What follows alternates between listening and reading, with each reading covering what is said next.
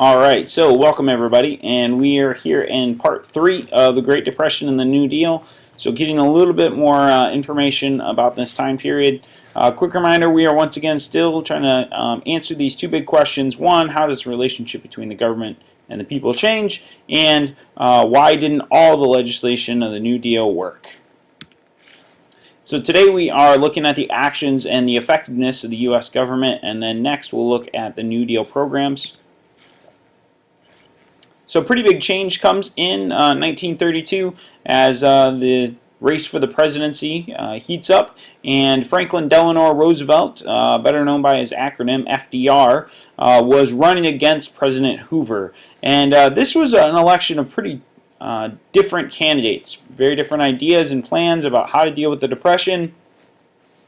Certainly Roosevelt's plan or for a New Deal really seems to resonate with Americans in 32 as Hoover with the Bonus Army and the Dust Bowl and some of the other actions or inactions he took lost a lot of popularity by 1932.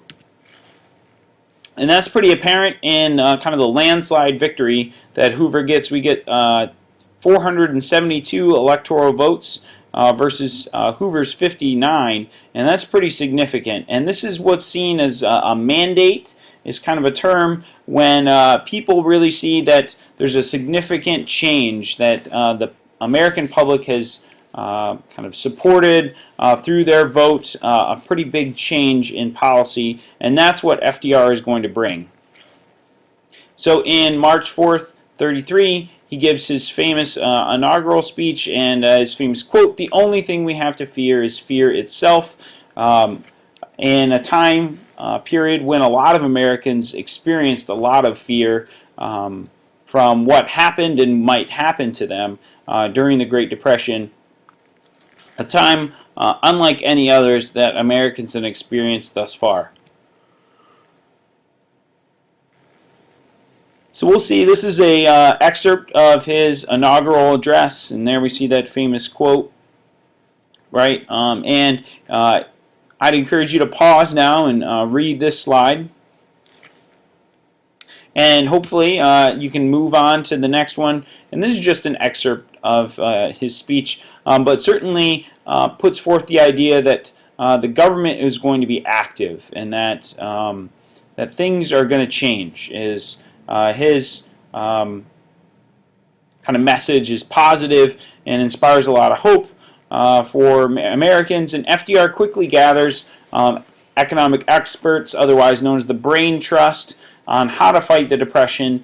The government and the economy had experienced depressions before, but certainly this one seemed more dire than any others, and this was kind of uncharted territory. No one knew exactly what the government should do to help fix the situation, and the economy is a fairly detailed and nuanced kind of entity, and so it's very difficult to come up with 100% right actions to take. But we'll see. He'll certainly give it a try. And in his first 100 days, FDR is going to pass a massive amount of legislation. And this will end up becoming what we remember or know as the New Deal. But because both the presidency and the Congress were controlled by Democrats, we'll see that they had no problem passing a lot of laws, and that the New Deal is really going to be designed for three things: relief, recovery, and reform, the three R's, and we'll see that over and over again here between now and when we end our topic. So moving on, the bank holiday, one of the first actions FDR takes is declaring a bank holiday, essentially closing banks for 8 days to kind of let the dust settle, as it were, and to ensure that banks that had money would reopen and that banks that didn't have enough money for their customers would stay closed. And really the issue here was confidence, as people were running on banks and banks were going bankrupt. This was a huge problem for the economy. And so passing the Emergency Banking Relief Act allowed the banks to reopen only if they had enough money to give people their deposits. And FDR was pretty effective at communication in a lot of ways, and he gave 30 speeches over the radio, which are now known as the fireside chats. Essentially, you would listen to the radio in your home next to the fireside.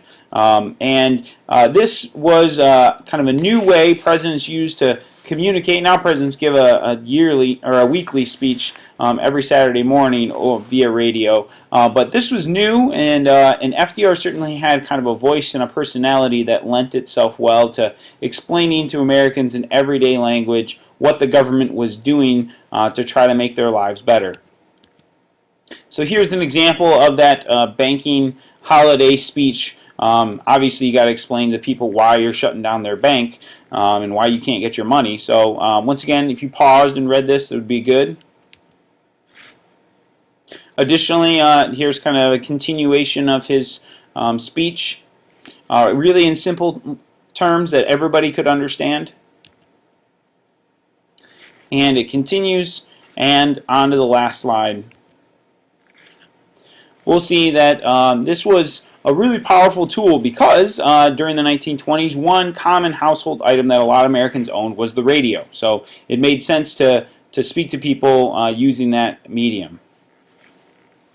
So a lot of these policies and laws that got passed early on brought a lot of encouragement and hope to struggling Americans, but not everybody was convinced that it was wise to experiment in the economy and really that it would end up being effective at all.